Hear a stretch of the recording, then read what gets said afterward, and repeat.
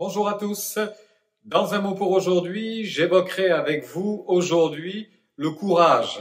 En vous posant cette question, êtes-vous courageux? J'attends forcément une réponse positive. Mais vous êtes à même, chacun d'entre vous, de me dire si réellement vous êtes capable d'être courageux. Et qu'est-ce que la notion de courage, d'ailleurs, peut bien signifier? Si nous sommes en danger, si nous risquons notre vie, nous risquons à ce moment-là de manifester beaucoup de courage. C'est ce que l'on pourrait appeler un instinct de survie. L'envie de vivre sera plus forte que tout et on serait capable d'actes héroïques à ce moment-là. Mais ceci concerne, vous l'avez compris, notre personne. Je pense à cette notion de courage qui va de pair avec les actions du chrétien, les actions du croyant, les actions de ces hommes et de ces femmes de la Bible qui ont manifesté un courage extraordinaire au prix de leur vie, il faut le reconnaître, mais ceci également au prix de belles victoires. Il y a un exemple dans l'Ancien Testament que nous connaissons pour nous qui sommes amateurs des textes bibliques. Il s'agit du prophète Élie. Nous savons que Élie, à un moment donné, a été confronté à une crise. C'était vraiment une crise spirituelle. Son époque, le peuple d'Israël s'était largement éloigné de Dieu, s'était tourné davantage vers la superstition, vers les pratiques occultes, et Dieu était en colère. Dieu n'était pas du tout d'accord avec cela. La conséquence, c'est qu'Élie a été un messager pour annoncer au peuple, ainsi qu'au roi Akab, que Dieu était en colère. Il s'en est suivi 3 années, un peu plus de 3 années de sécheresse, pas de pluie, sécheresse, famine et toutes les conséquences que cela entraîne. Le roi Akab a été à ce moment-là très en colère contre le prophète, d'ailleurs plus en colère contre le prophète que contre Dieu, et plus en colère contre le prophète que contre lui-même, ne voulant pas se rendre à l'évidence que c'était bien là ces mauvais choix, ces mauvaises actions qui avaient conduit le peuple à vivre cette situation tellement terrible. Alors, lorsque Élie réapparaîtra devant Akab après un peu plus de 3 ans et une chasse à l'homme parce qu'Akab voudra le faire mourir, alors que Élie se trouve devant Akab, il va être rempli d'un courage extraordinaire. Et dans le fond, je souhaite que chacun d'entre nous, nous soyons remplis d'un tel courage, que chacun d'entre nous, nous soyons vraiment empreints d'un tel courage. Que s'est-il passé? La Bible dit que Akab va tout de suite être en colère contre Élie et Élie va renvoyer la charge sur Akab en lui disant et en s'adressant au peuple, « Jusque à quand clocherez-vous d'un pied sur l'autre?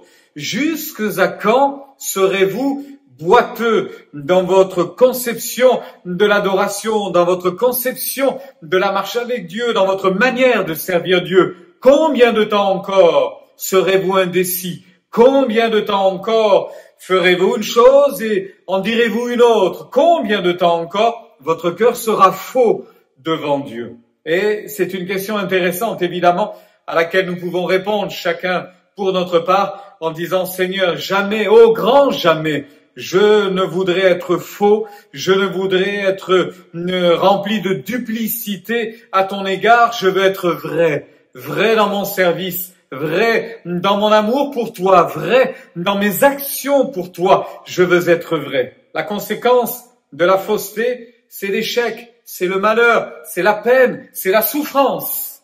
Alors le peuple d'Israël ne saura que dire, évidemment, à Élie, sachant très bien qu'Élie avait raison. Et Élie va s'adresser au peuple tout en s'adressant à Dieu, et il dira ceci, que ce peuple reconnaisse que tout ce que j'ai fait, c'est toi qui m'as demandé de le faire.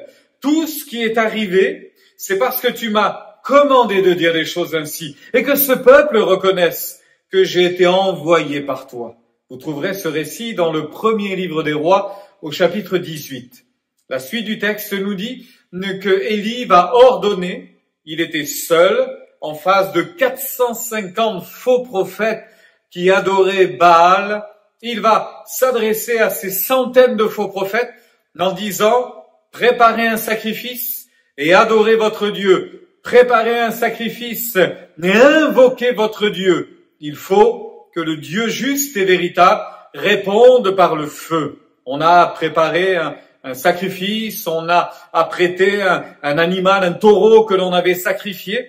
Et la Bible dit que pendant des heures, du matin jusqu'à midi, puis de midi jusque dans l'après-midi, ces hommes ont invoqué leur Dieu. Un Dieu qui ne répondra pas, évidemment, un Dieu qui ne dira rien, ni voix, ni signe d'attention, nous dit l'Écriture.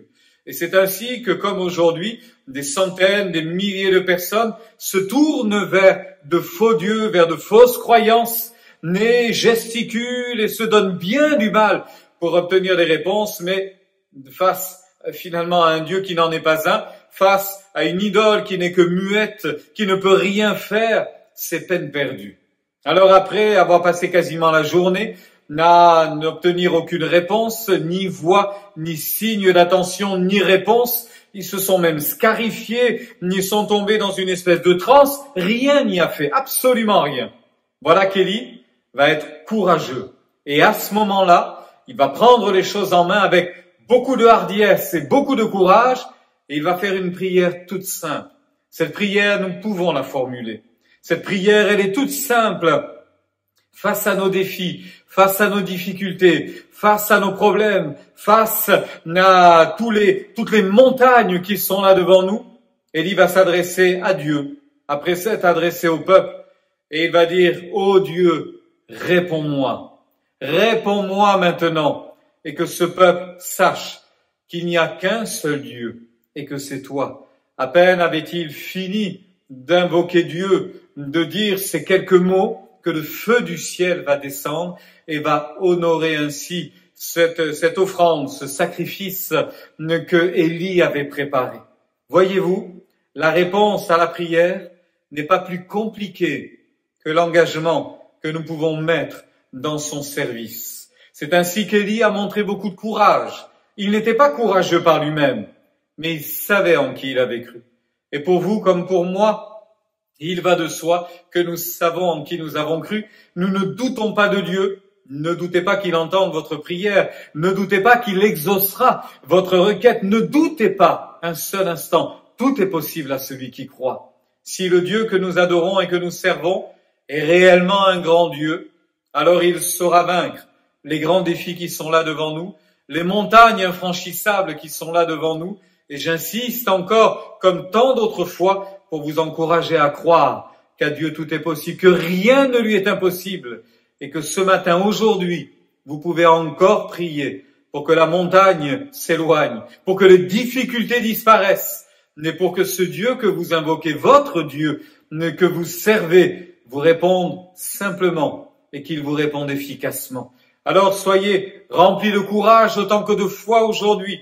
N'ayez pas peur d'affronter l'adversité et sachez que c'est Dieu qui vous envoie, c'est Dieu qui vous a sauvé, c'est lui qui a transformé votre cœur et votre vie, c'est lui qui a libéré votre cœur, c'est lui qui vous accorde sa grâce. Alors, soyez bénis encore aujourd'hui, soyez encouragés par la parole d'un Dieu qui est vivant. Ô Éternel, réponds-moi.